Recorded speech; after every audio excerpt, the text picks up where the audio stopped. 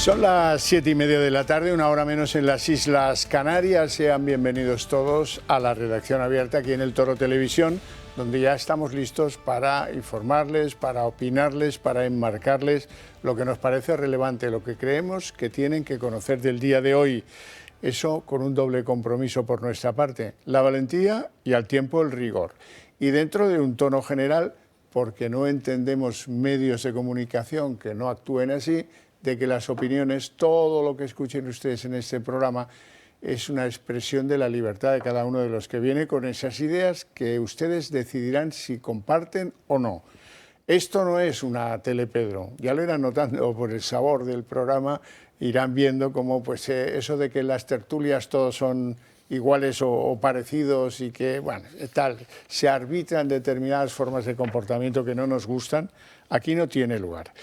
Empezamos hoy, y me duele que sea así, con un terremoto 5,5 grados en la escala Richter que ha sacudido pues, la costa española del Mar de Alborán. Lo más próximo al lugar donde se ha producido el terremoto bajo las aguas es el Cabo de Gata, pero se ha notado en Granada, en Jaén, en Alicante, en Murcia, en Almería, en Albacete y del otro lado en Marruecos y en Argelia. No hay ningún herido, no hay ningún fallecido, por suerte.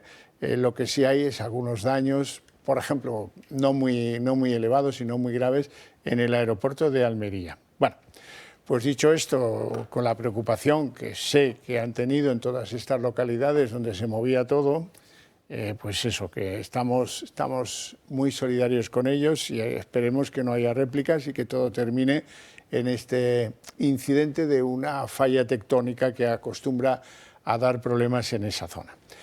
Empezamos el programa político con una entrevista. Me acompaña aquí don Francisco Camps. Muy buenas tardes. ¿Qué tal? Buenas tardes. Y gracias por estar aquí. Encantado, y gracias por la invitación. Nada, hombre, un placer. Ese señor, después de haber superado un verdadero calvario judicial larguísimo, bueno, para nosotros larguísimo, para usted 3 veces más largo, bueno, pues ha decidido que quiere volver a la política activa. Y bueno, pues, ¿por qué quiere volver a la política activa? El día de la absolución, cuando di una rueda de prensa, el 29 de mayo, ya lo anuncié, sí, pero anteriormente también. No es una cuestión de hace poco tiempo, sino que hacía mucho tiempo, en el año 18, 19, tomé la decisión de que en cuanto tuviese la última de las resoluciones, yo me quedaban 3 procesos por delante, pero era consciente que como no había nada, todo tendría que salir bien, favorable a lo que es la verdad. Volver otra vez a la actividad política. Bueno, el cúmulo de la experiencia, tanto la buena como la no tan buena, y luego la ilusión que sigo teniendo por el futuro de la Comunidad Valenciana y de España en mi partido, el Partido Popular, me hace sentir esta necesidad personal de involucrarme de nuevo en primera línea de la vida política.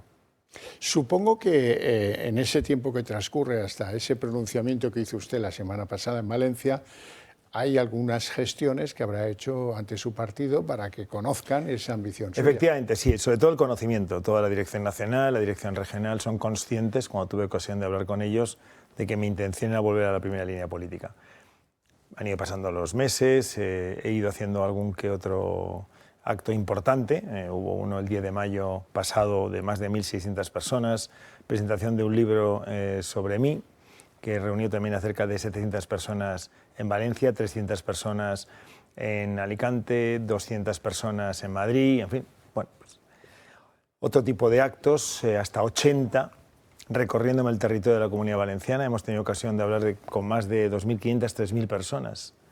Prácticamente, digamos, una buena muestra de lo que es el simpatizante y sobre todo el militante del Partido Popular. Y he notado lo que yo noto, la necesidad de una dinamización del proyecto político que representa el partido desde la base de la militancia. No desde el punto de vista de la administración, que está funcionando, la autonómica, las municipales, con gente extraordinaria, compañeros míos de partido, sino la dinamización de la actividad que el partido, cuando yo era presidente, tenía en cuanto a vida interna. Por eso, una vez pasado el Congreso Nacional, que se produjo hace escasamente 2 semanas, era el momento de anunciar, para no distorsionar en absoluto el Congreso Nacional, que es lo importante, como primer paso, fue cuando dije que anunciaba mi intención de presentarme en el próximo Congreso Regional a presidente del partido, volver a liderar el Partido Popular. Prácticamente con las mismas personas que están ahora liderándolo, yo conseguía mayorías absolutas como presidente del partido y yo, pues, de una u otra manera, me comprometo a que el partido vuelva a estar en esos niveles de mayorías absolutas que tan necesarios para la Comunidad Valenciana y para España. Con los que están, con los que estuvieron, con los que vayan viniendo. Se van sumando muchos jóvenes al proyecto que en estos momentos estoy dirigiendo y coordinando, con muchas personas con experiencia y también con personas que no tienen tanta, y bueno, pues va cogiendo un buen color para que esto siga adelante. Lo que no nos esperábamos era una respuesta tan inmediata por parte del nuevo secretario general, Miguel Tellado. Quiero que recordemos lo que dijo. Creo que este es un debate extemporáneo, el que se está produciendo ahora mismo, porque ya le digo, no hay ni un congreso del partido convocado, ni la previsión de hacerlo en los próximos meses.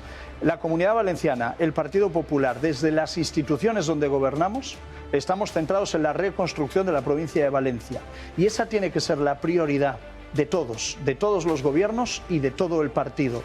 Y por lo tanto, abrir estos debates que nos alejan de las principales preocupaciones de la ciudadanía, yo creo que es un error.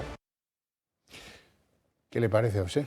Bueno, tiene razón, la Administración es la que tiene que preocuparse, como lo está haciendo muy bien además, por la recuperación de la zona dañada y devastada por la riada del 29 de octubre del año pasado. Otra cosa es el partido tiene que preparar las elecciones del año 27, y yo me imagino que debe referirse a eso. A lo mejor es que no se ha comprendido bien que no se trata de generar ningún tipo de debate interno, sino de culminarlo, porque el Congreso se tiene que producir. Dentro de un mes, dentro de 6 meses, habrá Congreso Regional. Yo he dado el paso adelante para que cuando yo vaya por los municipios, como estuve ya hace 48 horas, por ejemplo, en Montroi, que es un pequeño pueblo a ribera alta de la provincia de Valencia, con cerca de 100 compañeros de partido, ya saben que cuando me reúno con ellos es porque tengo la legítima aspiración de ser el presidente del Partido Popular de la Comunidad Valenciana. Cuando sea el Congreso, pero será, el Congreso tiene que ser obligatoriamente, tarde o temprano, porque para elegir el candidato a la presidencia de la Generalitat tendrá que haber un comité ejecutivo regional elegido en Congreso, y el Congreso se va a suceder, ¿no? Yo no voy a interferir en absoluto en el trabajo que se está realizando en la Administración, no solo en cuanto a recuperación de la zona afectada, sino también, en fin, de lo que tiene que ver con la gestión política del partido en el Gobierno en todo el territorio: hospitales, colegios, infraestructuras, el modelo de financiación, que seguramente va a ser uno de los debates que tenga que liderar en Valencia el Gobierno valenciano. Pero el partido necesita también de la dinamización suficiente como para tener el proyecto previsto para el 27. En el 27 se renueva la presidencia de la Comunidad Valenciana, se renuevan las alcaldías, se renuevan las presidencias de las diputaciones provinciales, y el partido tiene que estar vivo y preparado para todo esto. Ese es mi objetivo, ese es mi interés, esa es mi ilusión. Públicamente he manifestado ya mi interés, con lo cual de momento no sé de nadie que lo haya hecho, y el partido ya sabe que tiene un candidato, que no está mal, a la presidencia regional del partido. Carlos Mazón, que por cierto estuvo muy elegante con usted, con su persona, con su lealtad hacia, antes, durante y después, ¿no? Bueno, pero está claro que tiene problemas, así que sale a la calle, el último de los cuales lo van a ver ahora a continuación. Pero eso fue una falta de previsión, una falta de dejadez que te cagas, ¿sabes? ¿Me entiendes? Y entonces eso no puede ser. Ha muerto mucha gente, ha muerto mucho valenciano, y lo único que estamos oyendo, si el PSOE, si Pedro Sánchez, si tú, si no te quieres ir por la seguridad, hombre, eso no puede ser, eso no puede ser. Carlos, eso no puede ser. Pero a ver si lo tienes ahí en el corazón toda la vida. Todo el sufrimiento que la gente ha sufrido, han perdido padres. Estoy dando la cara contigo. Para que hombre, no me decir, porque tienes los medios. No. Porque tienes los medios. Si quieres estamos dentro y hablamos sin medios, yo no tengo problema. No hace falta, Carlos. Bueno, pues tú ya me has dicho lo que me querías decir. Que lo tengas claro, que os habéis equivocado. Bueno, el clásico diría que han pasado suficientes meses como para que el ciudadano entienda lo de la reconstrucción, si se está haciendo bien o mal, pero sigue exigiéndole cuentas a Mazón. Él está trabajando mucho, el Gobierno valenciano, y mis compañeros del partido lo están haciendo extremadamente bien. Hace no mucho tiempo, como 10, 12 días, como muchísimo, el general Gant presentó el plan de reconstrucción ya de la zona, elaborado con participación de todas las administraciones.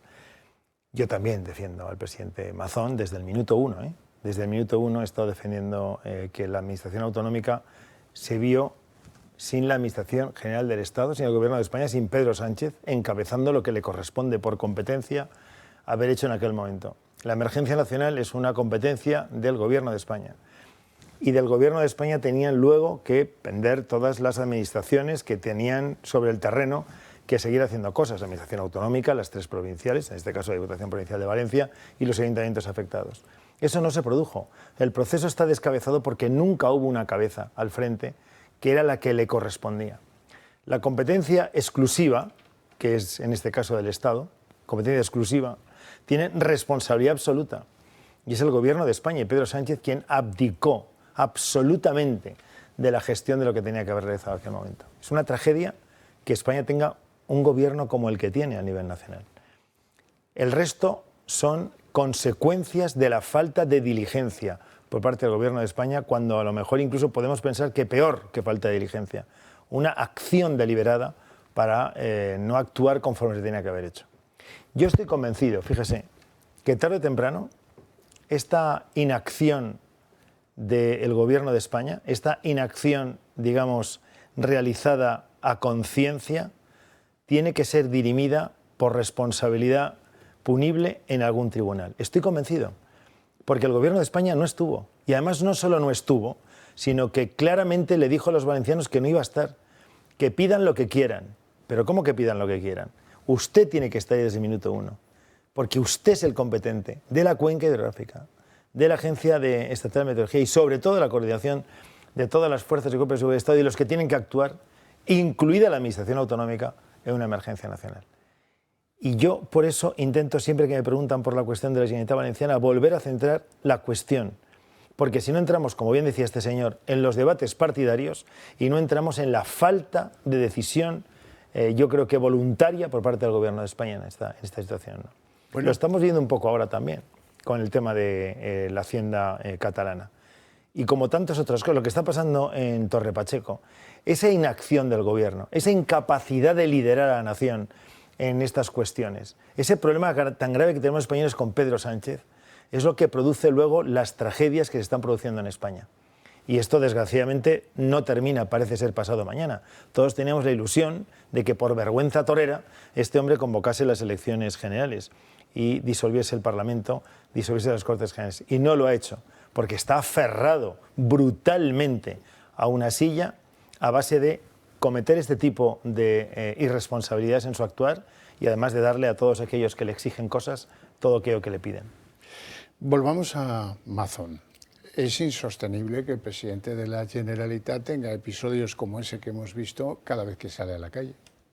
Como político, le pregunto. Sí, no, pero bueno, tendrá algunos días y otros días no. Esto pues es normal. La situación anímica de mucha gente es la que es obvio, porque aquello es un horror, una tragedia tremenda.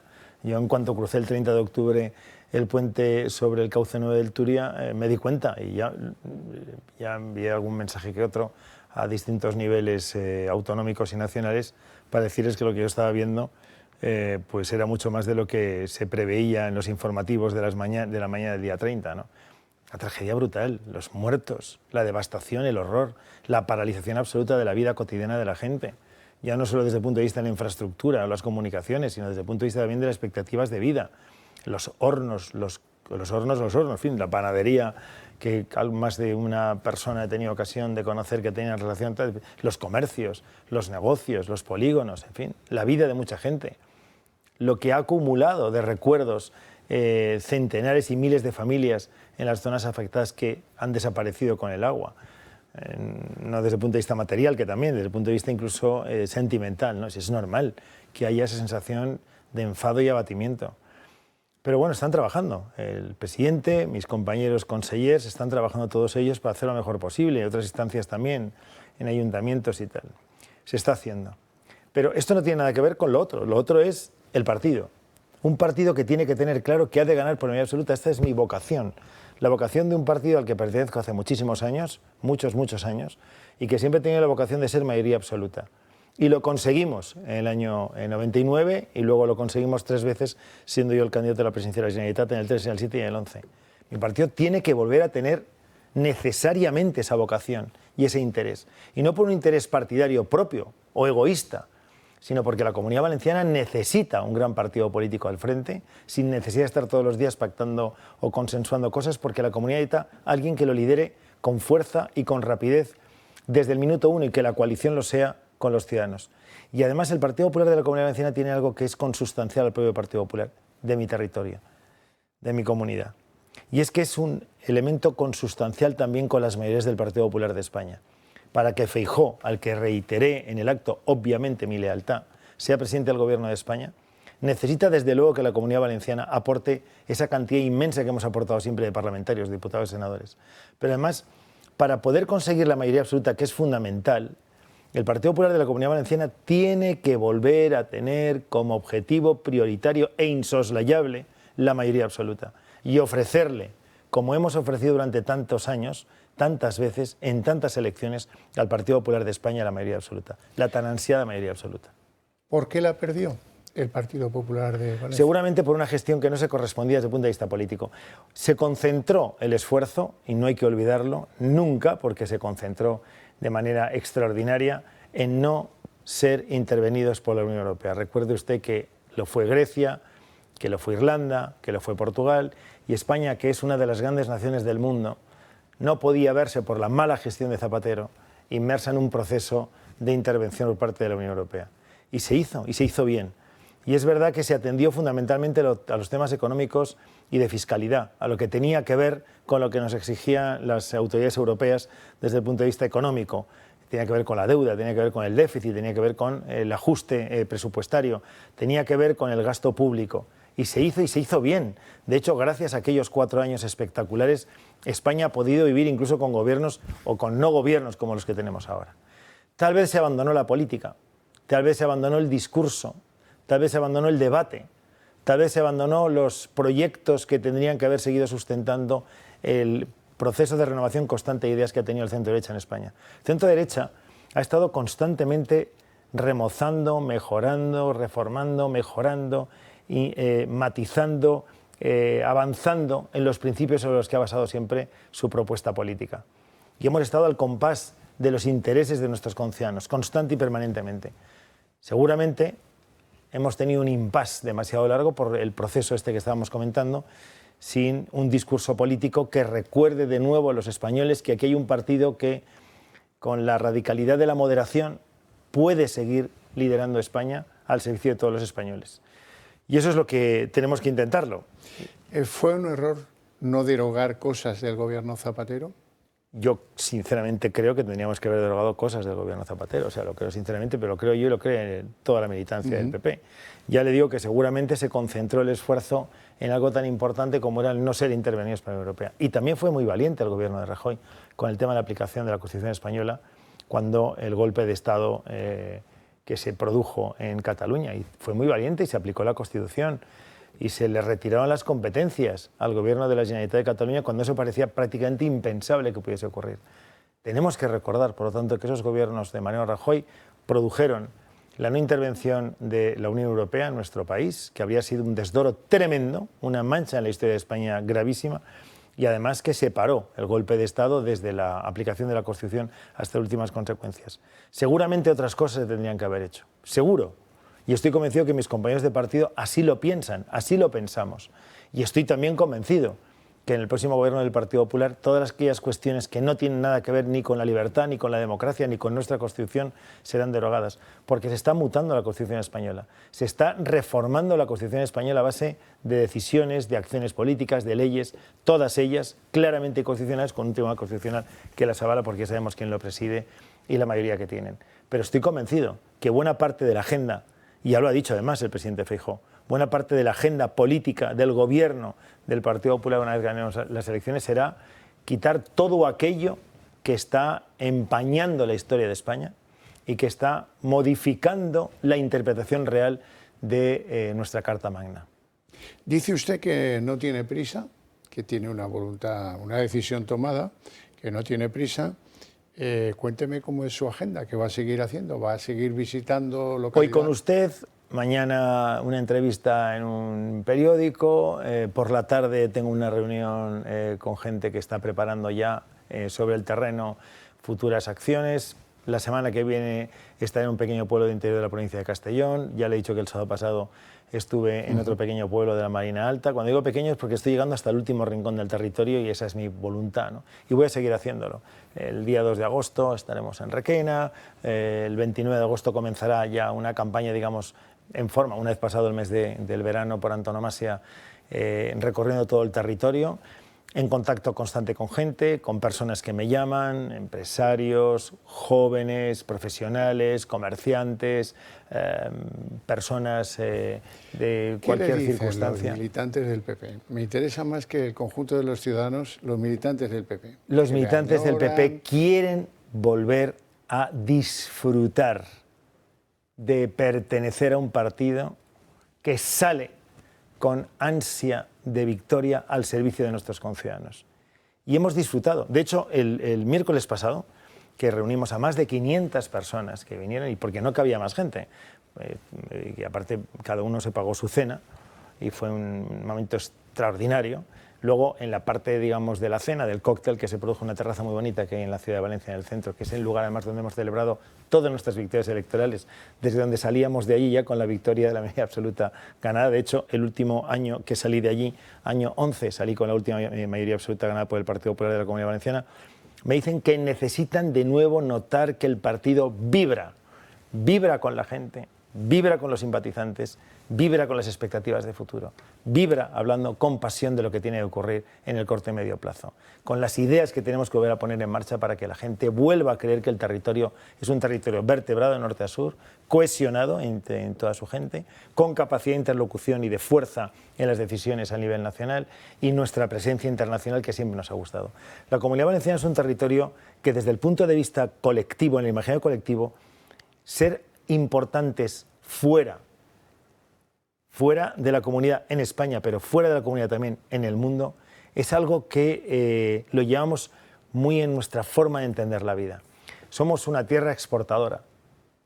La riqueza del 19 y del 20 viene fundamentalmente por la exportación, primero agrícola y luego industrial, que fueron cogidas de la mano. Nosotros necesitamos sentirnos fuertes, reconocidos, con nuestra presencia en todo el mundo.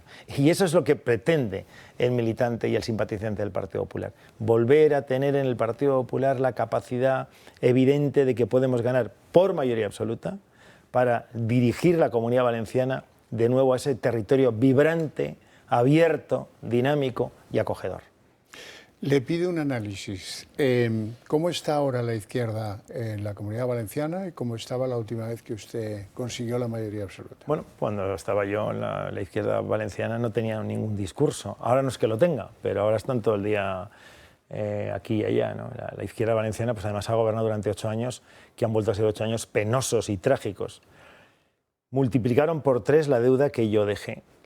La deuda nuestra estaba controlada y además la negociábamos con entidades privadas de todo el mundo, porque teníamos un rating que nos permitía negociar esa deuda. Se multiplica por 3 la deuda. No han hecho nada, ni un hospital ni un colegio. Y encima la deuda está en manos del Estado, lo cual la autonomía valenciana hoy pende de quien nos da la competencia, lo cual es un contrasentido. La autonomía, por culpa de la izquierda, en buena medida se ha quedado capiti disminuida. No tiene capacidad de gestión porque al que le pides la competencia es al que le pides el dinero para poder pagar la competencia. Eso es una contradicción en sus propios términos, es obvio, ¿no? No estamos emancipados. Digamos que la Comunidad Valenciana, por culpa de la izquierda, dejó de estar emancipada y ahora depende de quien le da la capacidad para poder hacer cosas. Pero en cualquier caso, el análisis es que la izquierda ha vuelto al discurso de la montaña, ha vuelto al discurso ultramontano, ha vuelto al discurso de atrás. Si me permiten términos castizos, ha vuelto a la izquierda casposa. La izquierda que habla de cosas que no tienen nada que ver ni con el presente ni con el futuro y que nunca tuvieron nada que ver con el territorio en sí. Pero bueno, en cualquier caso, aquella izquierda que yo recuerdo tan aburrida y tan pesada, tan reiterativa, tan de eslogan, tan de pancarta, tan de batucada, todo esto es lo que es la izquierda en la Comunidad Valenciana, dividido en 3 grupos. Un grupo del Partido Socialista que no hay quien reconozca, porque aquellas personas que yo recuerdo que tenían un cierto nivel, y yo conozco algunas de ellas, al menos intelectual o cultural, y tenían una suerte de comprensión de lo que el papel de la Comunidad Valenciana en términos nacionales, no existen. Lo que hay es una enorme mediocridad intelectual en el Partido Socialista de la Comunidad Valenciana. Compromís, que es una suerte de marxismo catalanista, una cosa rarísima, estruendosa, que solo que hacen que protestar y protestar y protestar, criticar y criticar y generar estruendo. Y luego, pues todo esto que es el Partido Comunista, convirtió luego en Esquerra Unida del País Valencià y ahora pues creo que se llama, bueno, se llamará Podemos, imagino, o no, Unidas Podemos o Podemos Unidas, no lo sé exactamente cómo se llama. En cualquier caso, eso es lo que hay, un panorama desolador. Yo cuando me fui del Parlamento Valenciano, en el último debate mío de investidura, Alarte había sido el candidato del Partido Socialista, le dije, mire, oiga, mire usted, la conformación del Parlamento Valenciano es muy gráfico. Hay dos quesos, digamos, dos porciones de queso, ¿no? La izquierda y la derecha. Dije, mire, de hecho el número de diputados nuestro era tan grande que habíamos pasado al otro lado. Es la primera vez en la historia que de un lado se pasa al otro, porque 55 escaños... Mire, tengo todo esto por aquí, son los diputados del PP, y unos pocos que han tenido que saltar el pasillo porque no cabemos todos aquí. Y fíjese el lío que tiene usted ahí. Ya estaba Compromís, ya estaba la izquierda esta enloquecida y tal, estaba el PSOE desbaratado. Es decir, la obligación suya, como socialista, es intentar que todo lo que hay aquí esté bajo su égida, bajo su liderazgo. El Partido Socialista ha abdicado también en este caso de liderar a la izquierda para hacerla democrática, o al menos dentro de los cánones del funcionamiento del Estatuto de Autonomía y la Constitución Española. Así veo a la izquierda en la Comunidad Valenciana, que tampoco se va mucho de lo que es la izquierda a nivel nacional, para nuestra desgracia, como españoles. Pues sí. Don Francisco Camps, un placer enorme tenerte en el programa, te veo muy animado y te deseo toda la suerte del mundo. Muchísimas gracias, muy amable. Un placer. Vamos ahora con un señor que a veces produce mucho estruendo, se llama Donald Trump y que parece que se está hartando de Putin. Hoy ha decidido enviar misiles Patriots a Ucrania y parece que está también meditando sanciones, nuevas sanciones de Estados Unidos a Rusia. Ya veremos lo que haya que ver mañana, ¿vale? Mañana viene la secretaria general. Como sabéis, Europa ha anunciado sanciones. Pero estoy muy decepcionado con el presidente Putin. Pensaba que era alguien que iba en serio, pero resulta que habla muy bonito y luego bombardea a la gente. Eso no nos gusta. Vamos a enviarle sistemas Patriot, que necesitan desesperadamente, porque Putin ha sorprendido a mucha gente. Habla muy bonito y luego bombardea a la gente por la noche.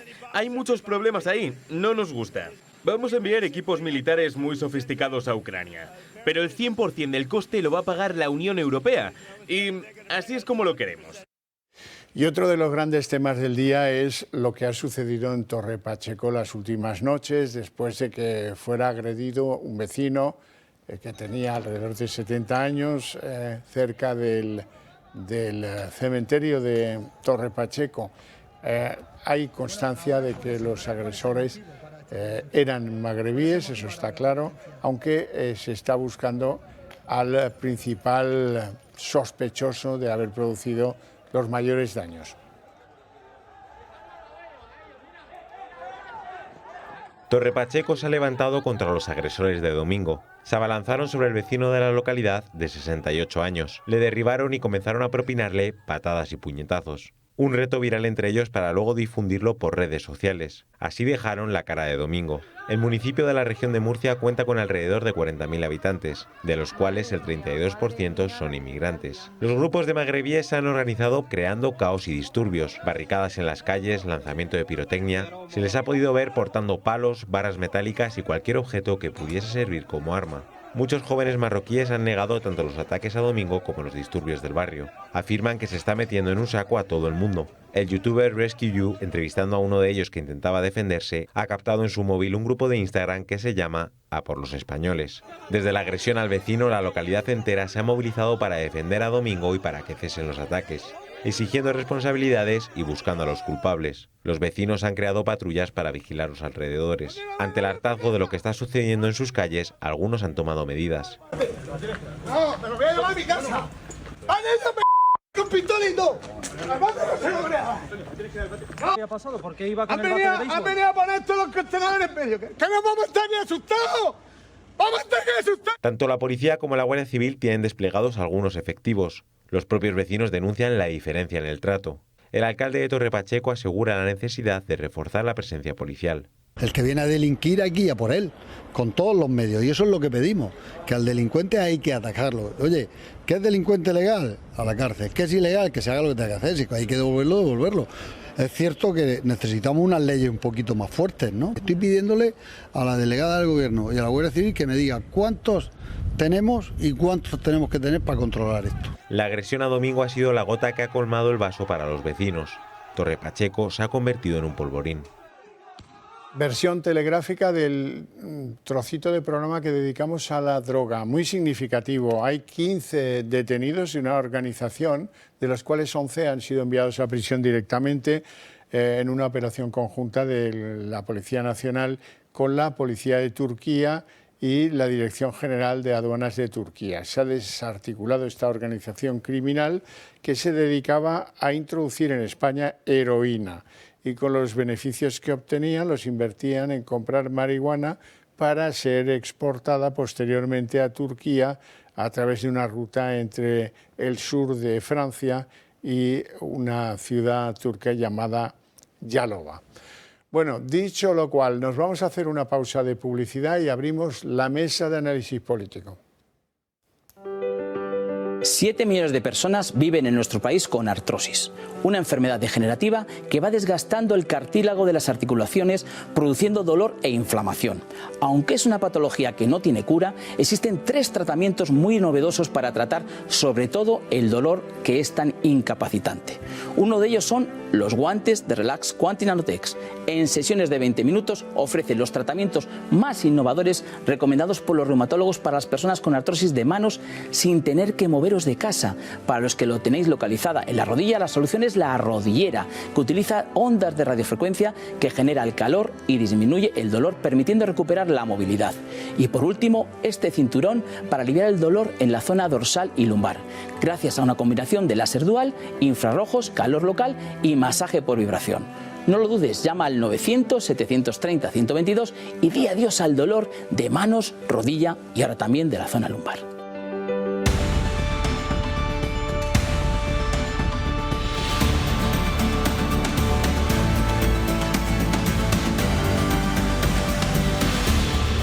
Son las 8:05, vamos un pelín retrasados, procuraremos arreglarlo. Les presento ya a nuestros invitados hoy, don Julián Salcedo, doctor en Ciencias Económicas, abogado especializado en asuntos inmobiliarios y secretario del Club Liberal Español. Muy buenas tardes. ¿Todo bien? Muy bien, estupendo. ¿No se le ve agobio por el calor ninguno?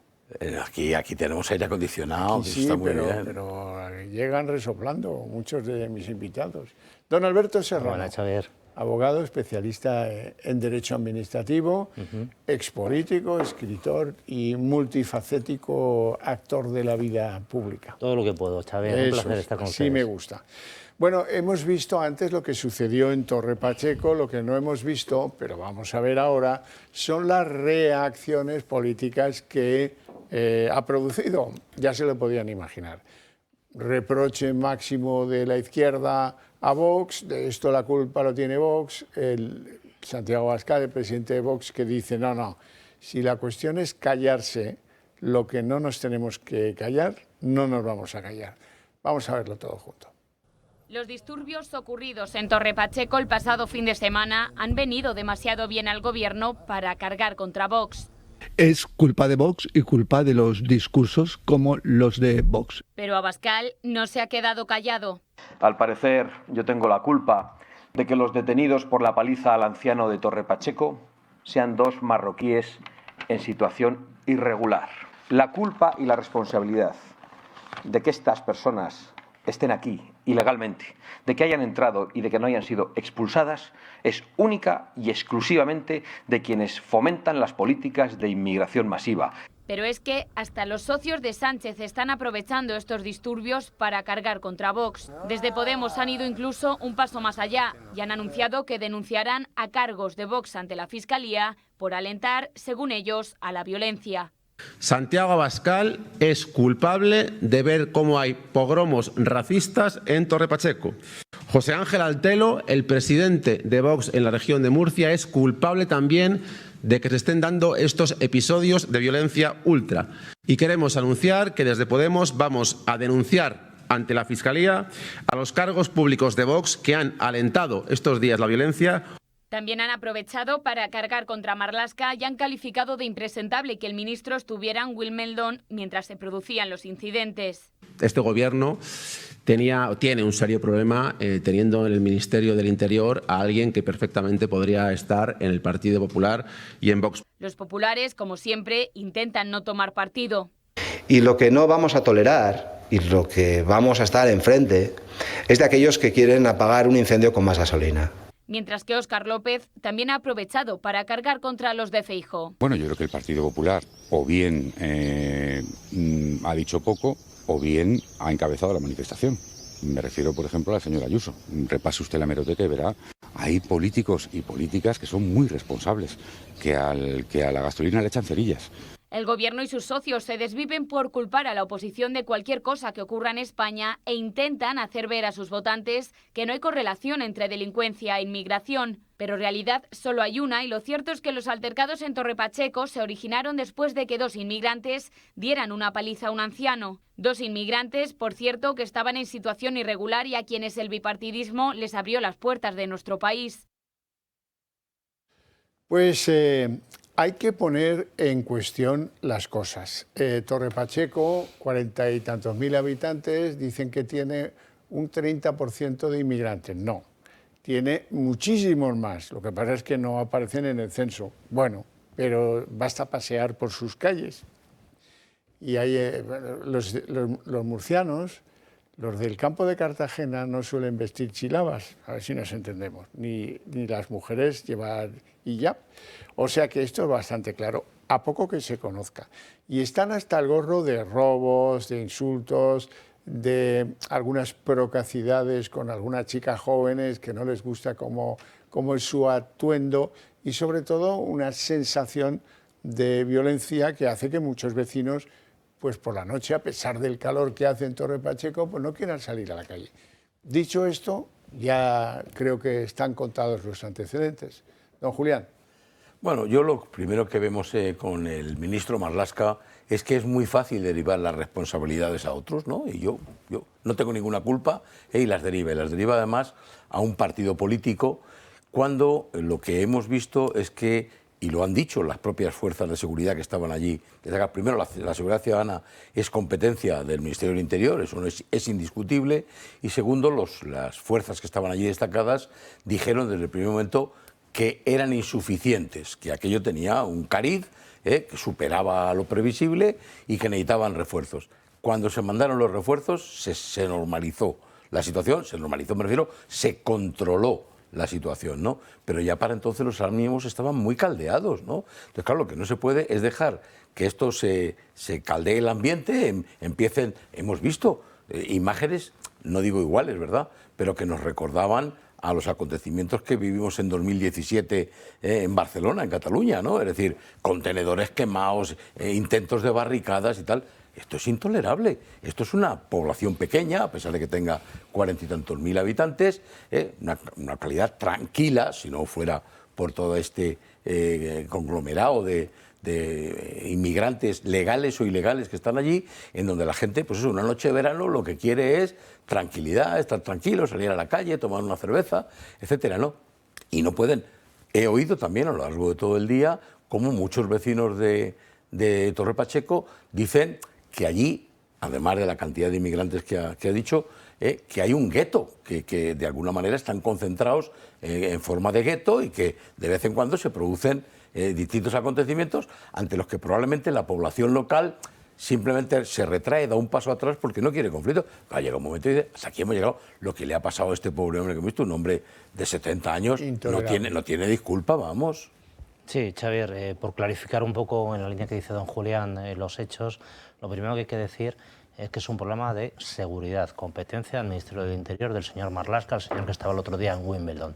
Yo creo que es inevitable, de algún modo, que haya un acto de violencia singular, apalea a una determinada persona, eso siempre ha ocurrido y ocurrirá, pero lo que es intolerable es que esta riña tumultuaria tan generalizada, sin que eso se ponga a fin. Pero todo esto viene porque en España lamentablemente no hay justicia. Es decir, estos señores hacen lo que les da la real gana, palean, violan, etcétera, estos y otros parecidos, y a continuación a la calle en espera de un juicio en el 2030, 2035, que nunca llega y, por supuesto, nunca se les aplica la ley con cierto rigor. Por tanto, la gente ya está un poco harta y quiere hacer un poco de justicia por su cuenta. Esto no es de este pueblo. Hemos visto muchas unidades de protección ciudadana, o llámenle como X, que tratan de garantizar un mínimo de seguridad en sus pueblos, en sus barrios, ante la ausencia total y absoluta, ya no de la policía, sino si viene la policía los detiene, pues al día siguiente a la calle y tan a gusto. Y todo ello en un contexto en el cual, como dice don Julián, se están montando guetos, se están montando bolsas con esa permisividad multicultural, hasta el punto que en algún pueblo en concreto, por ejemplo Salt, que está al lado de Girona, el otro día venía publicado que hay más mezquitas que iglesias católicas. En estos momentos en ese pueblo es mayoritario este tema. Imagínense que un día salta la violencia allí, pobrecitos españoles que puedan estar por ahí. La izquierda, que hace de todo esto, pues primero criticar a Feijóo porque es muy tibio, hace un tuit, no lo sepa, un mensaje en redes sociales, y eso es algo criticable porque no sé qué, no sé cuántos. Y por otro lado, hay otro tema que para mí es más preocupante, machaca a Vox, le quiere llevar a la Fiscalía, le quiere llevar delante de los tribunales, y es lo que yo siempre he dicho, el reverso de la ley de amnistía. La ley de amnistía no termina ahí. La ley de amnistía es impunidad para otros y represión para otros, y en esa línea van. Es decir, los que no piensan como yo, hay que arrasarle, meterle en la cárcel, así si es posible. Y quien se piensa que eso lo termina con Vox, lo lleva claro. Después de Vox irán otros. Sí, claro que sí, porque fíjense, lo que publican, que encuesta, el 70% de los españoles consultados respalda las deportaciones de migrantes ilegales. A mí no me sorprende. Lo que yo me pregunto es dónde estaría el drama de Torre Pacheco si antes el Ministerio del Interior, antes de mandar unidades para evitar desastres mayores, hubiera puesto todo el empeño en detener al causante de la agresión. Eso sí que es un efecto tranquilizador. Claro. Ahora no, el ministro en Wimbledon y luego a repartir estopa porque por la tarde o por la noche se ha puesto la situación difícil, complicada y cercana al desbordamiento. No os sorprende la estadística, ¿verdad? No, ¿cómo va a sorprender la estadística? Y me parece poca, un 70%, porque efectivamente, vamos a ver, ¿quién quiere o quién defiende la ilegalidad en cualquier orden de la vida? Contable, administrativa, tal, o en este caso, inmigración. Pues ninguno. Si nadie está criticando que vengan los que vengan a trabajar, si seguramente los necesitamos, pero la inmigración regular, la inmigración, digamos, legalizada, vienen y ya está. Pero todos estos que no, pobres hombres, ¿no?, que vienen y es que no tienen nada que hacer. Es decir, por lo que hemos oído, a las 9, a las 10 de la mañana les dicen, nada, ya podéis marcharos del centro donde se encuentran acogidos, buscaros la vida y venid aquí a la noche a cenar, ¿no? Y el trapicheo. Bueno, claro, ¿no? A partir de las 10 de la mañana... Estoy totalmente convencido que quien ve bien la inmigración ilegal, descontrolada, mafiosa, en estos términos, es gente que en el fondo desea la destrucción de Europa. Así de claro. Quieren arrasar esto, quieren africanizar Europa, que valga absolutamente todo y que esto sea una selva. Esto es lo que van buscando algunos, desgraciadamente. Pero es que hay una guerra cultural de hace muchos años. Desde que determinadas personas perdieron la guerra de las galaxias en los años 80, se reconvirtieron y hicieron una guerra cultural. Entonces quieren destruir este tipo de cosas, esta convivencia tan maravillosa que tenemos en Europa a base de africanidad, valga todo y tal. Y por eso fomentan y tratan de transmitir a la sociedad, no, que esto es bueno, pero ¿cómo va a ser bueno que una determinada persona? Primero por ellos, que están en una situación absolutamente muy complicada de acceder a lo mínimo esencial para la dignidad humana. Pero es que luego por todos los demás. Entonces, yo creo que en el fondo es eso, guerra cultural para la destrucción de Europa a base de torpedos y aquí atragando y cayendo. Afortunadamente en este programa no nos callamos. Pero no es nuestra forma de vida, la de los españoles, ni mucho menos la de Torre Pacheco. Es la destrucción de la cultura occidental. En España, Julián, hay racistas como hay en todos los países del mundo. Pero yo estoy convencido de lo que he viajado, tú has viajado muchísimo más que yo, que probablemente hay menos racistas en España que en ningún otro país del mundo por nuestra manera de ser tan integradora, que arranca prácticamente de las primeras leyes que surgieron en este país, fomentando matrimonios mixtos, etc. Por tanto, no es esencial, no es característico del español precisamente. ¿Me permite una cosa, Javier?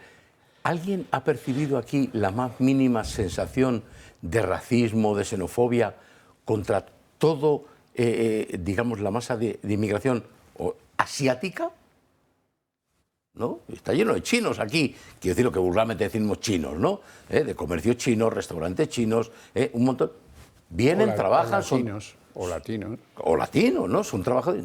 O sea, si fuéramos racistas, seríamos racistas contra todo lo que está de fuera, ¿no? Sí, y no hay que olvidar que los que crean el derecho internacional, el derecho de gente, el derecho universal, son españoles, Francisco Vitoria, Francisco Suárez, eso es génesis todo de la Escuela de Salamanca, derecho español. Bueno, cambiamos de asunto porque el Gobierno ha tenido una reunión en Barcelona a la que no ha ido Marisú Montero, tampoco ha ido ella porque han considerado que era un feo, pero lo importante es lo que se ha transado allí. El Gobierno entrega a los independentistas la hacienda catalana para que la Generalitat recaude todos los impuestos y los inspeccione. Algunos creemos que eso es romper la caja común, pero sobre todo los principios de igualdad y de solidaridad entre las autonomías del régimen común. Esta comisión llamada bilateral, que esto ya empieza a descuadrar porque ni la financiación de Cataluña puede ser singular, ni la comisión puede ser bilateral, nos están vendiendo mal la mercancía, no se lo crean, o sí, mejor créanselo, pero cuestiónenlo siempre. Es un embrión para la Agencia Tributaria de Cataluña, elemento esencial para cuando sean un país independiente. Lo demás les da igual el cómo y el cuándo. ¿Quieres nuestro apoyo después de vacaciones en septiembre, octubre, noviembre y tal? Pues entréganos todos los impuestos, su gestión y su inspección.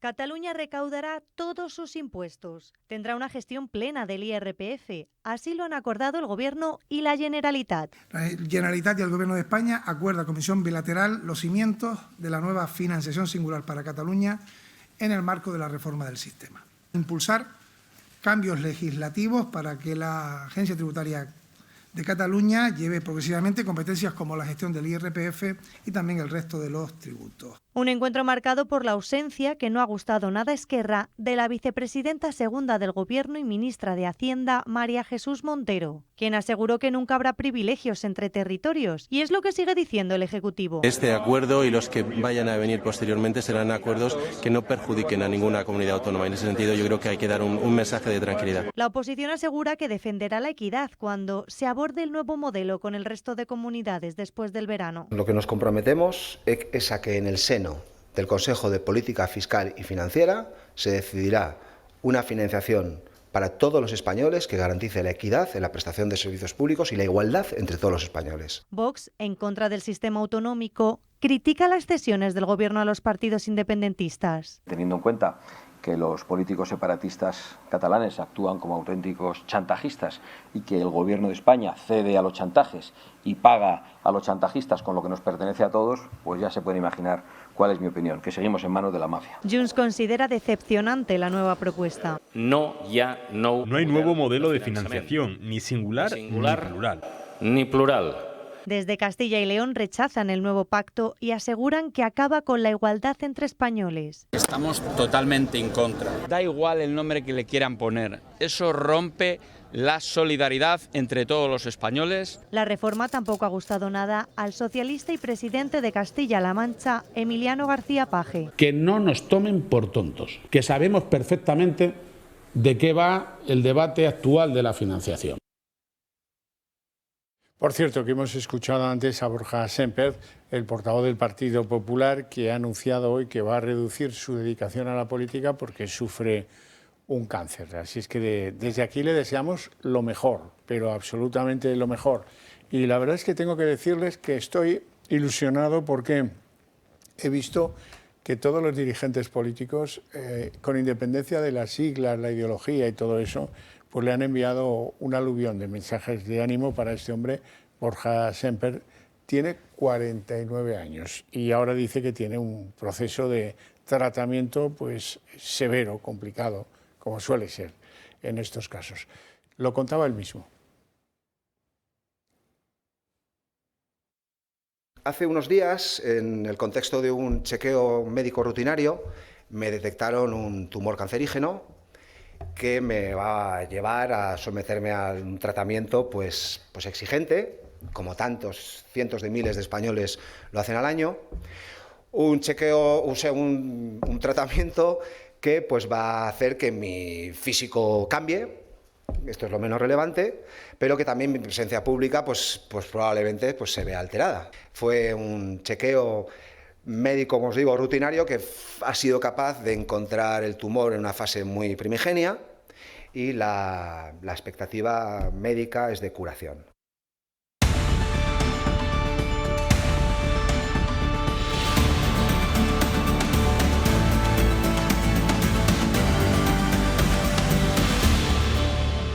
Epi y Blas, cerca, lejos, singular, plural.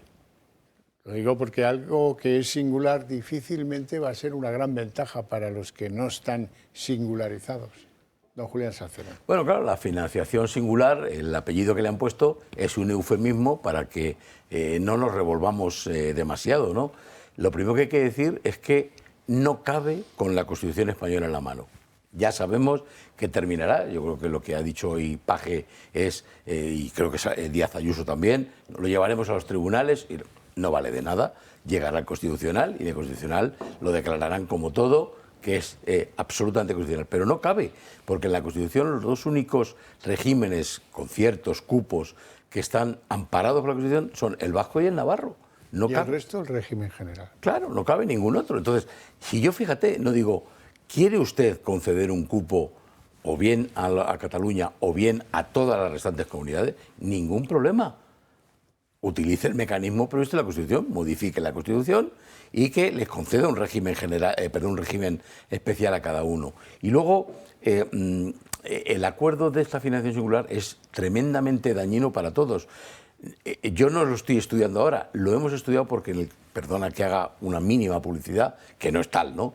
En el Colegio de Economistas de Madrid, en diciembre de 2024, publicamos un documento exprofeso que lleva por título eso, la financiación singular, algo parecido con un apellido como un régimen privilegiado para Cataluña, en la que se analizan todos los efectos, todas las consecuencias, y es terrible. Os invito, está colgado en la página web, a leerlo. De verdad, no es ideológico. Bueno, vamos a ver lo que ha dicho Ayuso, que está pensando en la Audiencia Nacional, en el Tribunal, en llevarlo a la justicia. Pedro Sánchez está en fase terminal. Salvar la cabeza del presidente nos va a costar la ruptura de España. Nos vende a todos los españoles ya esta nación de siglos a cambio del cupo separatista. Nuestra Constitución nunca previó que un tirano se colara en la Moncloa, dispuesto a destrozar a España. Sánchez le regala casi 25.000 millones de euros al independentismo catalán para seguir financiando la corrupción que vemos a diario en esta región secuestrada. Así pretende Sánchez camuflar y defenderse de su propia corrupción. Don Alberto Serrano. Sí, la Constitución tenía un pecado original. En el 78 tuvo que aprobarse en unas circunstancias complicadas, como sabemos, que era todas las competencias autonómicas regionales estaban abiertas. Es decir, no se contemplaban en la propia Constitución, sino dependían de acuerdos y pactos singulares. Y a partir de aquí, como hemos tenido un régimen electoral que se combina con lo que acabo de decir, en virtud del cual dos partidos más o menos empatados y al final desnivelan, deciden los partidos regionalistas, pues lógicamente siempre han estado borrando para casa. En este caso, pues pretenden ese régimen particular, privilegiado, propio, que puede chocar, lógicamente, con el principio de solidaridad, pero ya sabemos cómo interpretan los principios, las leyes. En el Tribunal Constitucional, el señor Cándido Conde Pumpido acaba de destrozar el principio de división de poderes, igualdad, etcétera, con la ley de amnistía. Lo que pretende son dos cosas, yo creo. Una, que es no menos importante, la estructura, la agencia tributaria, seguir avanzando en construir estructuras de Estado para Cataluña. Sabemos que fue un tema que en el año 2018 más les inquietaba, más les preocupaba el no tener, lógicamente, unas estructuras financieras para ir sosteniendo su proyecto soberanista e independentista. Con ello irían, lógicamente, aparejada la transferencia de todos los funcionarios de la agencia tributaria, ahora mismo residenciados en Cataluña. Mucho me temo que, tal como funciona este país, históricamente, no solamente supondrá la transferencia para Cataluña, sino a continuación se sumarán el resto de comunidades autónomas y seguiremos en el proceso de destrucción del Estado con las consecuencias tan dañinas que está teniendo eso para todo. Pero en segundo lugar, lo que pretenden, evidentemente, es más dinero. Más dinero. Entonces, ¿ese dinero para qué lo quieren? Pues para seguir avanzando en sus propios fines de apuñalar, desde ese punto de vista, a España. Estamos haciendo lo que en el siglo XIII se llamaban unas parias, ¿no? Que yo le estoy dando un dinero a mi enemigo para que se rearme y me siga apuñalando, me siga machacando. Es algo realmente inconcebible. La parte positiva, si es que tiene algo de todo este proyecto, es que no he visto muy contentos del mismo a Esquerra Republicana, que no se ha puesto en la foto, ni al propio Junts, lo que hemos visto en las manifestaciones. Y no están contentos no por en sí mismo, lógicamente, el proyecto, que están encantados, sino porque los pasos, el cronograma que han hecho no les satisface. O sea, están viendo que es humo y más humo, al más puro estilo Pedro Sánchez, pero no ven fechas concretas, no ven avances significativos y sobre todo... Ni compromiso. Y sobre todo hay un tema que es muy importante, que todo esto requeriría leyes orgánicas, es decir, aprobación por mayoría absoluta. Y evidentemente ellos están de acuerdo, pero habría otros partidos que a lo mejor pues, no podrían tragar. Ya sabemos que el Partido Socialista traga con todo.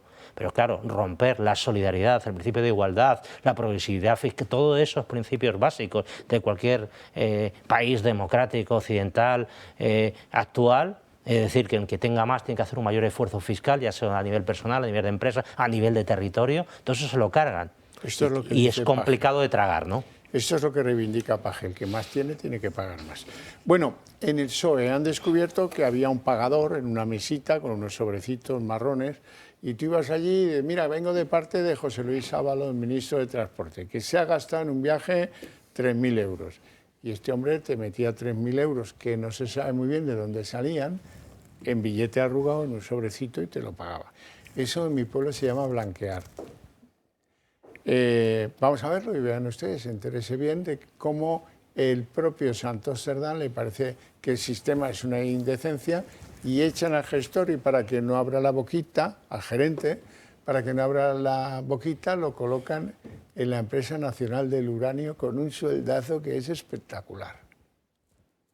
José Luis Ábalos y Koldo García pudieron haber realizado irregularidades en la contabilidad del PSOE. Según detalla El Español, el exministro y su asesor habrían blanqueado dinero procedente de comisiones irregulares para pagar gastos del partido.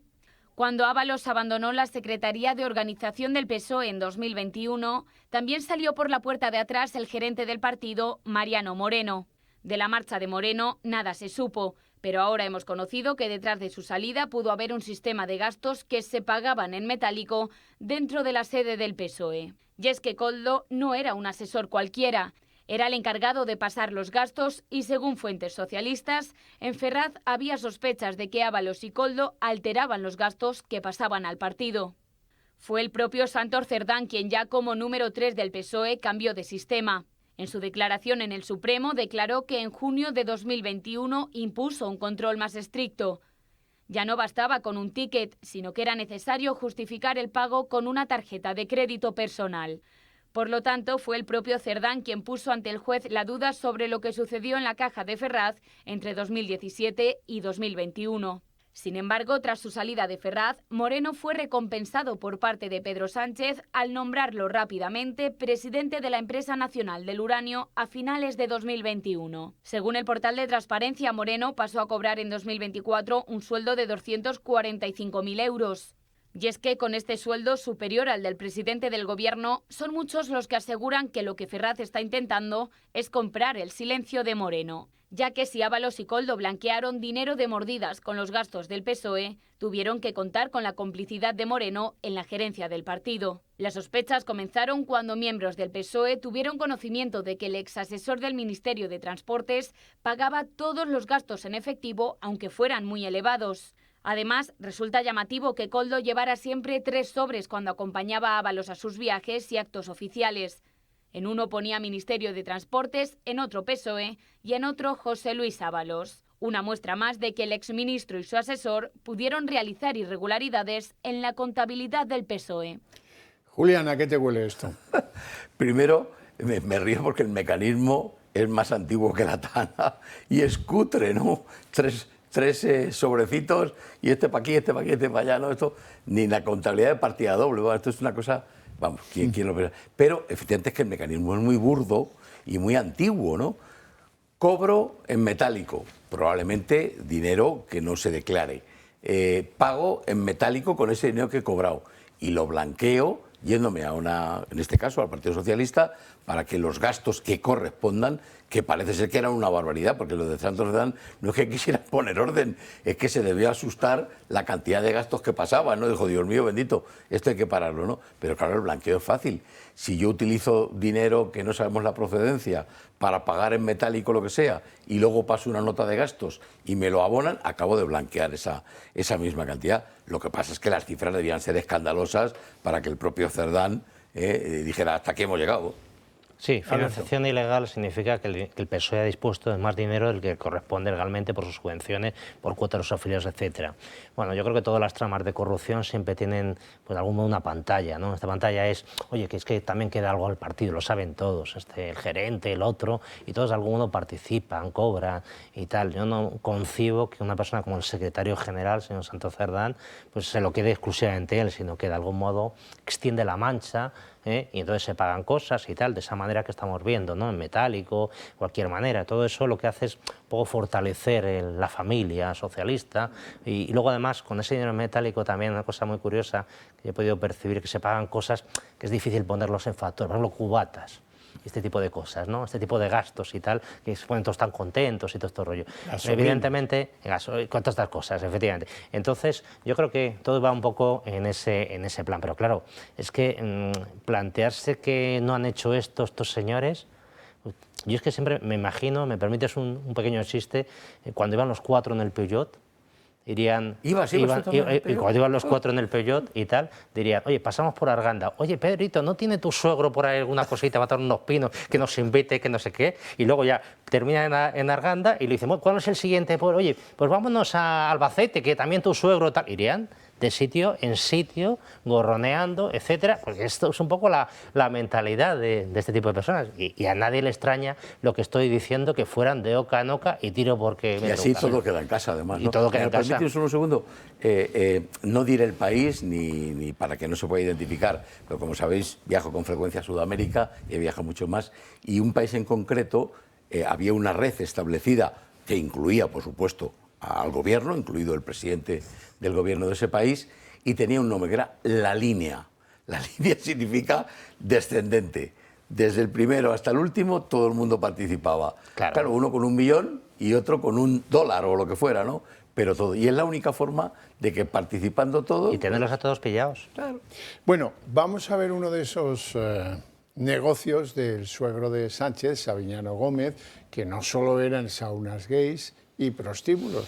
Había algunos, por ejemplo en el que pillan la imagen del propio Sánchez con joven y más pelo en un salón de bodas que tenía su suegro, al que a mí esto pues no me interesaría si no fuera porque precisamente cuando llega a Moncloa se acuerda del momentazo salón de bodas y les subvenciona con 72.000 euros, que es lo que me parece de tener un morrazo tremendo.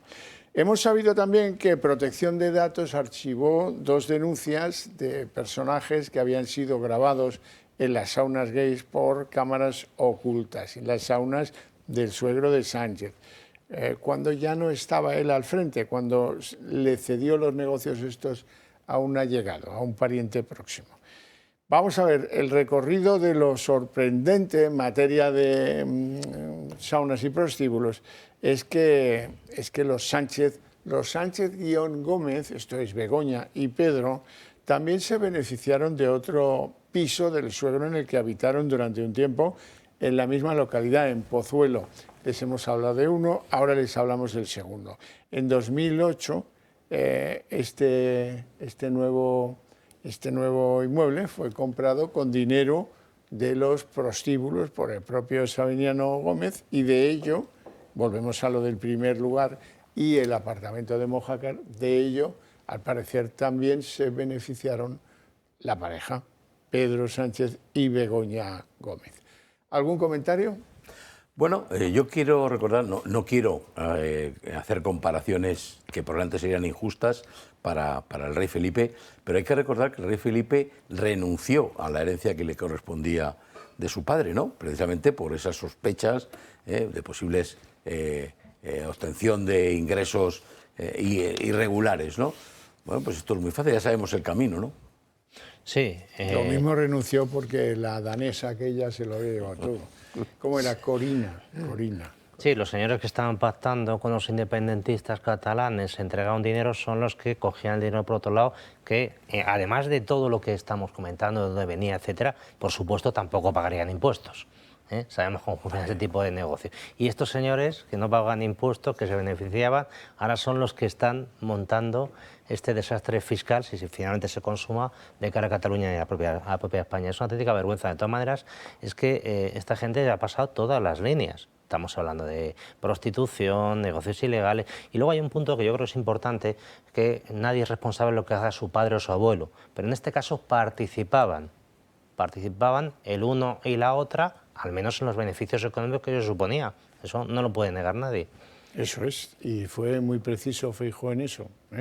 Alguien se lo debió haber preparado, porque no sé yo si está a su alcance tanta perfección en la explicación de la figura. Beneficiario a título lucrativo. Partícipe a título lucrativo. Beneficiario, caradura, portero de Puticlub, Koldo García. Hoy hemos conocido que le grabó una conversación a José Blanco. José Blanco, también conocido como Pepiño Blanco, fue ministro de Transportes, en fin, ya se acuerdan de él, ¿no? Ahora maneja una consultora de estas que tiene muchas manos, abre muchas puertas y convence a muchas administraciones de cosas. Se llama Acento y es un prodigio porque tiene a socialistas y a peperos al mismo nivel en su consejo de administración. Bueno, ¿qué quería Pepiño Blanco de Koldo? Pues se citaron en un hotel madrileño, Cuzco, si no recuerdo mal, en una fecha que ahora van a escuchar, en la que Pepiño Blanco, exministro de la misma materia, le dice: mira, Koldo, necesito tu ayuda para un cliente que es una constructora que aspira a unos contratos de mejora de firmes en carretera y cosas por el estilo, y no lo consigo. Y la moraleja, que es lo que se tienen que quedar ustedes con ello, es cómo demonios sabía José Blanco que la vía FETEN para llegar a Ábalos en el ministerio era Koldo García. ¿Por qué no cogió el teléfono y dijo: mira, José Luis Ábalos, soy Pepiño y quiero pedirte qué tal? No, utilizó la vía sinuosa de Koldo García, y Koldo García, que lo grababa todo, también lo grabó.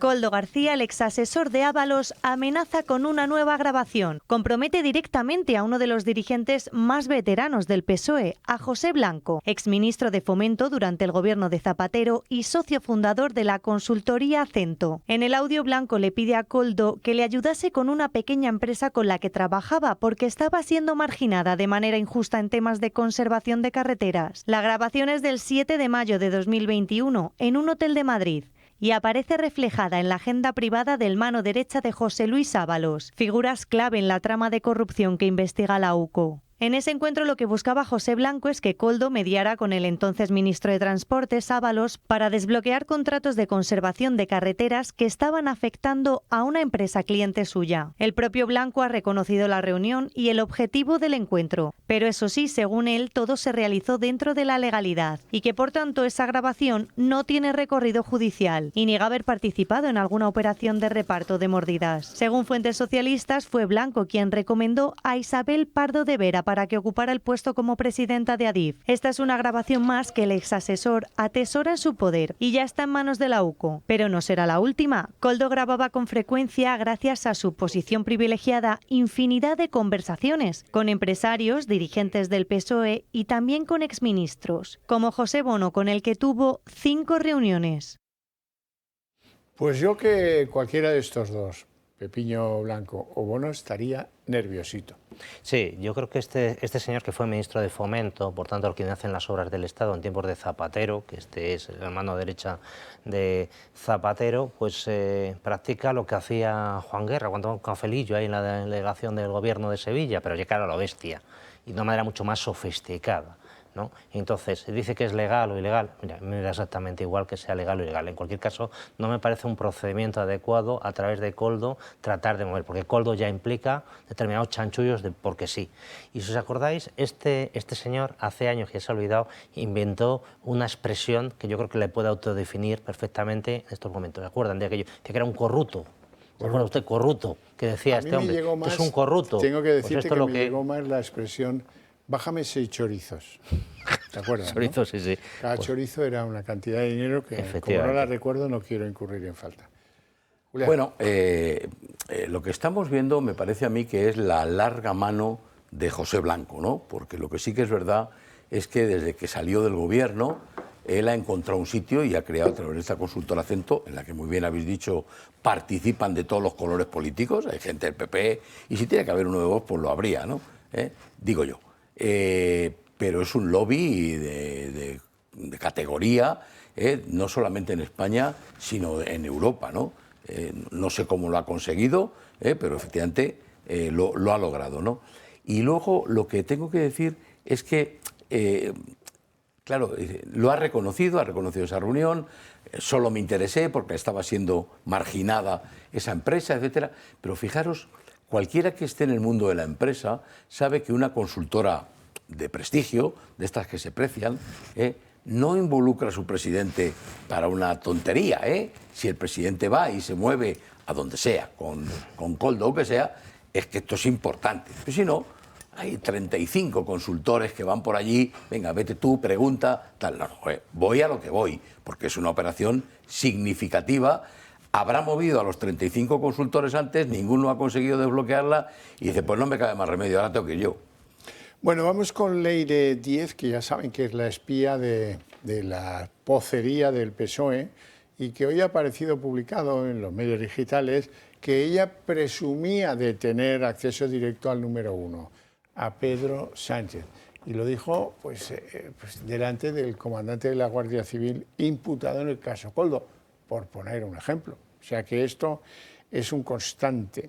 Por cierto, quiero conocer vuestra docta impresión como abogados de la decisión del Supremo que ha parado la causa contra Álvaro García Ortiz, el fiscal general del Estado, hasta que se resuelvan los recursos que éste tiene planteados ante la justicia.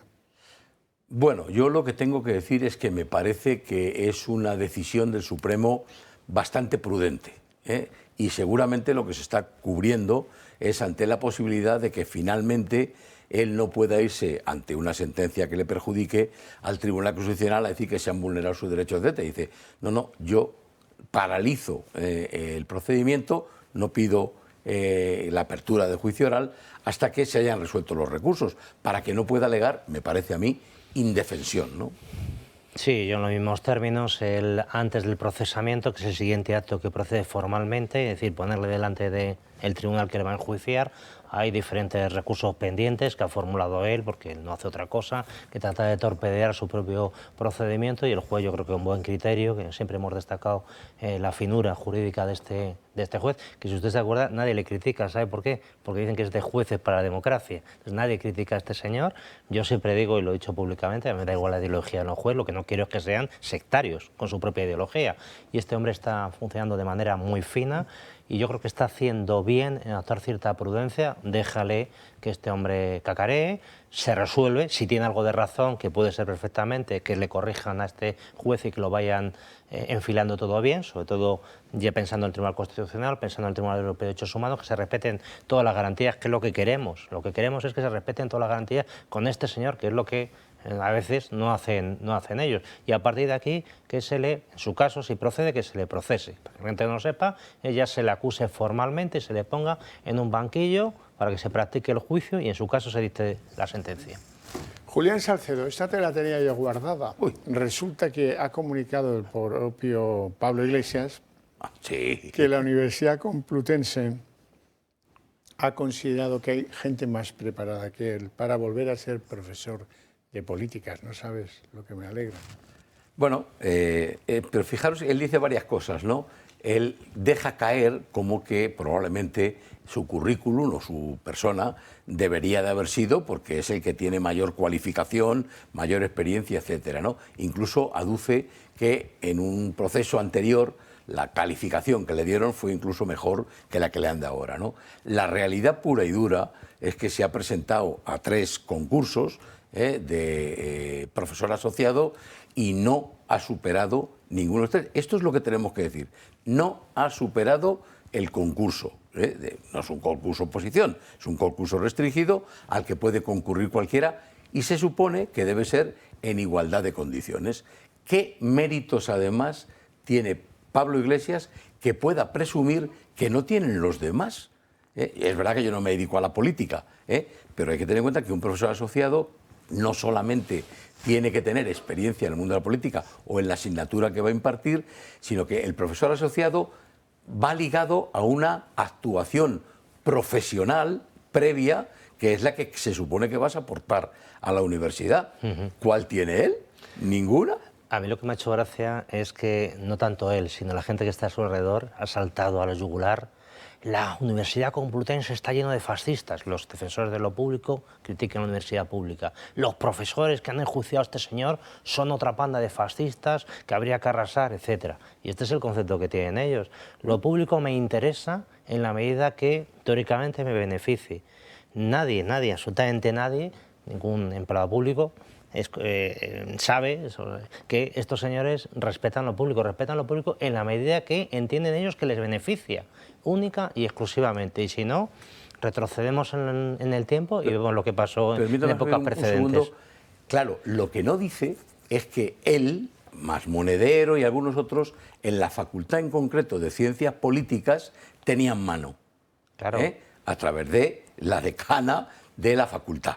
Ahí sí que la tenían, porque los colocaba, digamos, cuando había que hacer suplencias para algún profesor asociado de los contratados, digamos, normales, los que han pasado por ese proceso de selección, rápidamente recurría a ellos. Y esto es lo que le lleva a él, en este caso, a pensar que tiene más derecho que los demás, ¿no? Tú has cubrido una suplencia o una baja de un profesor asociado contratado, ahora quieres concurrir para sacarla en propiedad, digamos, ser el titular de la plaza, y no has superado el proceso. Pues tendría que esperar al siguiente proceso, como hemos hecho muchos en la vida. Ha fracasado en 3. Claro. Sí, Siguiente. Por cierto, la Complutense.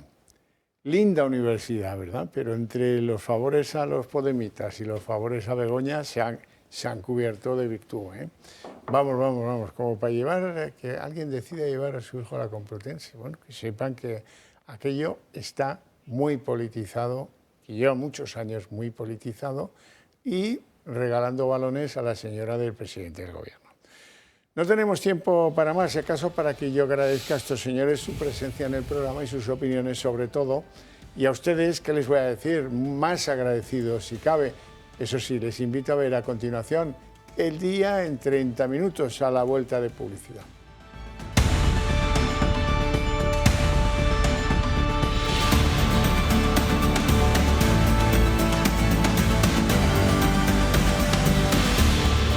El Día en 30 minutos. El Gobierno central le cede al Gobierno de la Generalitat las competencias para que disponga de una agencia tributaria propia que inspeccione y recaude todos los impuestos.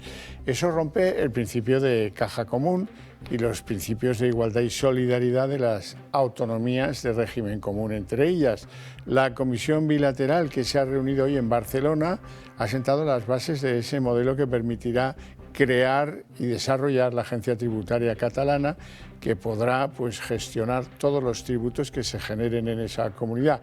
El Gobierno dice que la reforma de la financiación singular catalana también beneficiará al resto de las comunidades autónomas. Más allá de las promesas y de las palabras que se han intercambiado en el día de hoy, el acuerdo tiene que materializarse y los separatistas han visto cosas en el día de hoy que no les gustan.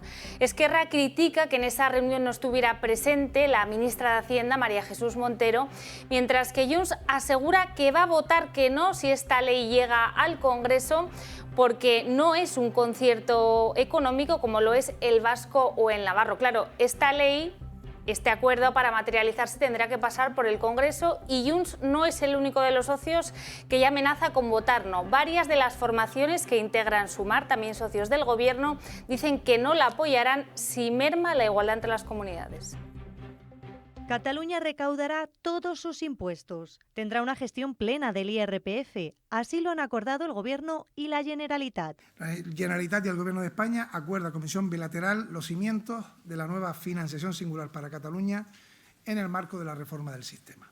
Impulsar cambios legislativos para que la Agencia Tributaria de Cataluña lleve progresivamente competencias como la gestión del IRPF y también el resto de los tributos. Un encuentro marcado por la ausencia, que no ha gustado nada a Esquerra, de la vicepresidenta segunda del Gobierno y ministra de Hacienda, María Jesús Montero, quien aseguró que nunca habrá privilegios entre territorios, y es lo que sigue diciendo el Ejecutivo. Este acuerdo y los que vayan a venir posteriormente serán acuerdos que no perjudiquen a ninguna comunidad autónoma. En ese sentido, yo creo que hay que dar un mensaje de tranquilidad. La oposición asegura que defenderá la equidad cuando se aborde el nuevo modelo con el resto de comunidades después del verano. Lo que nos comprometemos es a que en el seno del Consejo de Política Fiscal y Financiera se decidirá una financiación para todos los españoles que garantice la equidad en la prestación de servicios públicos y la igualdad entre todos los españoles. Vox, en contra del sistema autonómico, critica las cesiones del Gobierno a los partidos independentistas. Teniendo en cuenta que los políticos separatistas catalanes actúan como auténticos chantajistas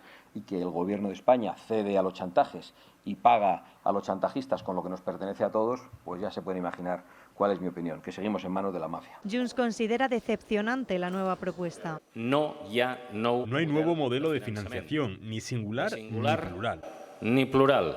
Desde Castilla y León rechazan el nuevo pacto y aseguran que acaba con la igualdad entre españoles. Estamos totalmente en contra. Da igual el nombre que le quieran poner. Eso rompe la solidaridad entre todos los españoles. La reforma tampoco ha gustado nada al socialista y presidente de Castilla-La Mancha, Emiliano García Paje. Que no nos tomen por tontos, que sabemos perfectamente de qué va el debate actual de la financiación.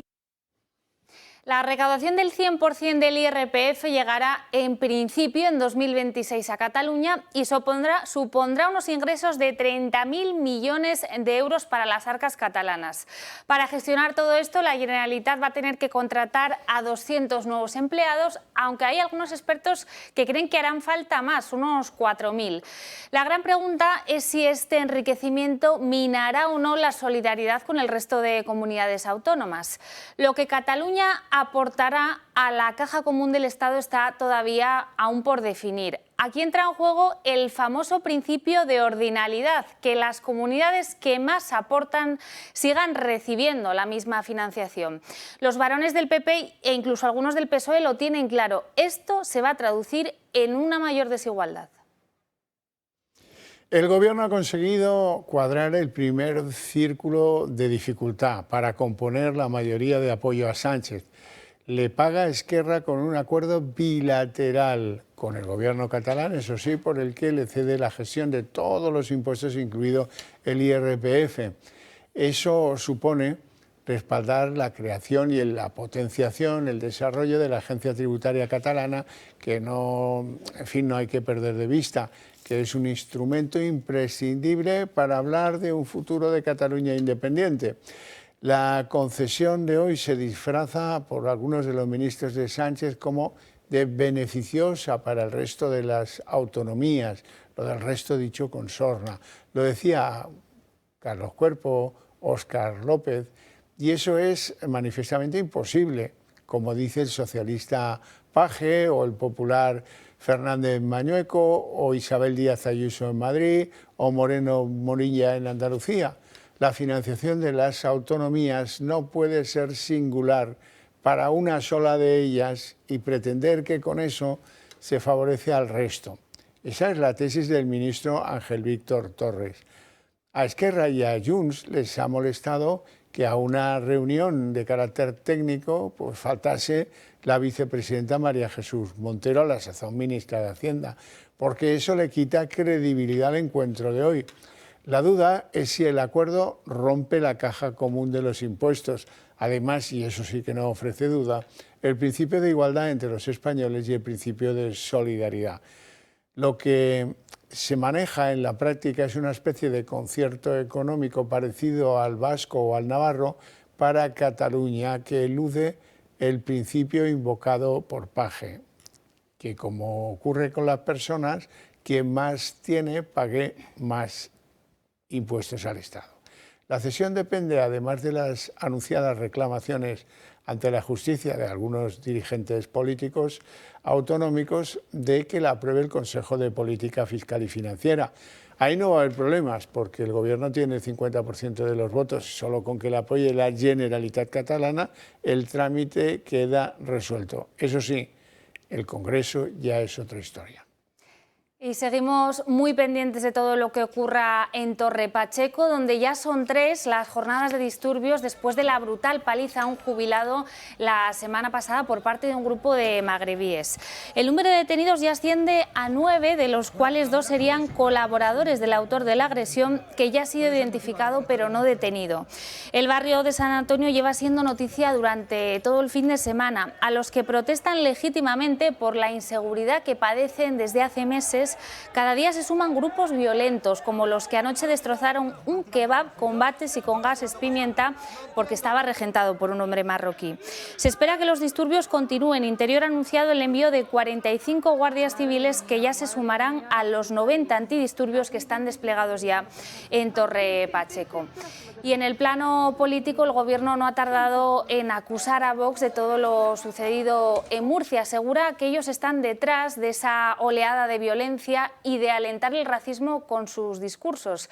El socio de Gobierno, Sumar, extiende estas críticas al Partido Popular, a los que acusa de ponerse de perfil. Desde Vox, su presidente, Santiago Abascal, lo tiene muy claro. Dice que el Gobierno es responsable de todos y cada uno de los actos violentos cometidos por inmigrantes ilegales. Los disturbios ocurridos en Torre Pacheco el pasado fin de semana han venido demasiado bien al Gobierno para cargar contra Vox. Es culpa de Vox y culpa de los discursos como los de Vox. Pero Abascal no se ha quedado callado. Al parecer, yo tengo la culpa de que los detenidos por la paliza al anciano de Torre Pacheco sean 2 marroquíes en situación irregular. La culpa y la responsabilidad de que estas personas estén aquí ilegalmente, de que hayan entrado y de que no hayan sido expulsadas, es única y exclusivamente de quienes fomentan las políticas de inmigración masiva. Pero es que hasta los socios de Sánchez están aprovechando estos disturbios para cargar contra Vox. Desde Podemos han ido incluso un paso más allá y han anunciado que denunciarán a cargos de Vox ante la Fiscalía por alentar, según ellos, a la violencia. Santiago Abascal es culpable de ver cómo hay pogromos racistas en Torre Pacheco. José Ángel Altelo, el presidente de Vox en la región de Murcia, es culpable también de que se estén dando estos episodios de violencia ultra. Y queremos anunciar que desde Podemos vamos a denunciar ante la Fiscalía a los cargos públicos de Vox que han alentado estos días la violencia. Los populares, como siempre, intentan no tomar partido. Y lo que no vamos a tolerar y lo que vamos a estar enfrente es de aquellos que quieren apagar un incendio con más gasolina. Mientras que Óscar López también ha aprovechado para cargar contra los de Feijóo. Bueno, yo creo que el Partido Popular o bien ha dicho poco o bien ha encabezado la manifestación. Me refiero, por ejemplo, a la señora Ayuso. Repase usted la hemeroteca y verá, hay políticos y políticas que son muy responsables, que a la gasolina le echan cerillas. Le acaban de ver al portavoz del Partido Popular, Borja Semper. Anunciaba unos minutos después de esas declaraciones que va a rebajar su labor política porque padece cáncer. El vicesecretario de Cultura y portavoz del PP advierte que las perspectivas médicas son razonables y que se centrará en el tratamiento de su enfermedad. Y hay que decir, porque esto pues anima bastante, que dirigentes de todos los partidos políticos le han trasladado mensajes de ánimo al portavoz del PP, que afronta pues su enfermedad con esperanza y determinación. Y en la página de tribunales, el fiscal anticorrupción ha rechazado dejar en libertad a Santos Cerdán porque cree que persiste el riesgo de destrucción de pruebas. Dice Alejandro Luzón que no se sabe hasta qué punto Santos Cerdán mantiene contactos con algunos de los empresarios beneficiados de la trama y que esto podría suponer la alteración de esas pruebas existentes. Y el abogado del exsocialista, Jacobo Teijelo, sigue empeñado en intentar demostrar que Koldo García es un topo judicial. Le ha pedido al Supremo que deje constancia de todas las relaciones de la Guardia Civil y Koldo desde el año 2018 al año 2024. También quiere Teijelo tener acceso a todas las grabaciones, no solo las que aparecen en el informe de la UCO, que han desmantelado de alguna manera la trama Koldo. Estaríamos hablando nada más y nada menos que de 30.000 ficheros de audio con alrededor de 2.500 horas de grabación. Para garantizar también el derecho de defensa de Santos Cerdán, ha pedido su abogado personarse en la parte del caso en la que van a declarar próximamente Isabel Pardo de Vera y el exdirector general de Carreteras, Javier Herrero.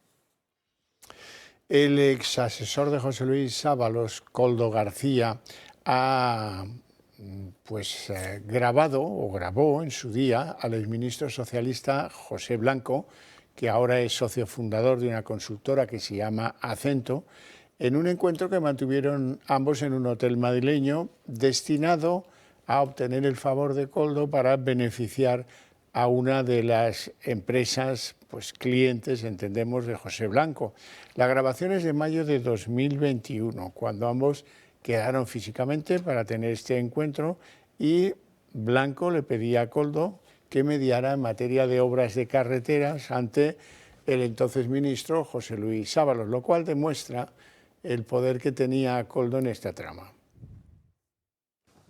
Koldo García, el exasesor de Ábalos, amenaza con una nueva grabación. Compromete directamente a uno de los dirigentes más veteranos del PSOE, a José Blanco, exministro de Fomento durante el gobierno de Zapatero y socio fundador de la consultoría Acento. En el audio, Blanco le pide a Koldo que le ayudase con una pequeña empresa con la que trabajaba porque estaba siendo marginada de manera injusta en temas de conservación de carreteras. La grabación es del 7 de mayo de 2021 en un hotel de Madrid y aparece reflejada en la agenda privada del mano derecha de José Luis Ábalos, figuras clave en la trama de corrupción que investiga la UCO. En ese encuentro lo que buscaba José Blanco es que Koldo mediara con el entonces ministro de Transportes, Ábalos, para desbloquear contratos de conservación de carreteras que estaban afectando a una empresa cliente suya. El propio Blanco ha reconocido la reunión y el objetivo del encuentro, pero eso sí, según él, todo se realizó dentro de la legalidad y que por tanto esa grabación no tiene recorrido judicial y niega haber participado en alguna operación de reparto de mordidas. Según fuentes socialistas, fue Blanco quien recomendó a Isabel Pardo de Vera para que ocupara el puesto como presidenta de Adif. Esta es una grabación más que el exasesor atesora en su poder y ya está en manos de la UCO. Pero no será la última. Koldo grababa con frecuencia, gracias a su posición privilegiada, infinidad de conversaciones con empresarios, dirigentes del PSOE y también con exministros, como José Bono, con el que tuvo 5 reuniones.